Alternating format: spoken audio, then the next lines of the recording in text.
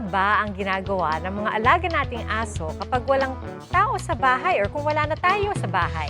Ang isang fur parent sa Rizal, nahuli kam ang kasagutan sa kanilang CCTV. Aha, uli ka. Ang kanya palang asong si Chase, abay pumupuga pala. Tumatakas.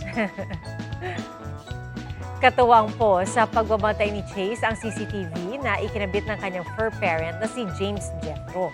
Pero si Chase pala ang dapat bantayan. Pagalis kasi ni Fur Dad si Chase on a mission sa paglabas ng kanilang bahay. Freedom! Gusto lang naman sumunod yata sa kanyang fur parents. Eh yun nga lang, kung gaano kadali ang kanyang paglabas, gano'n naman kahirap na makabalik si Chase sa loob. Makulit man at palaging tumatakas si Chase, uuwi pa rin para salubungin ang kanyang fur dad pagkatapos ng nakakapagod na araw sa trabaho.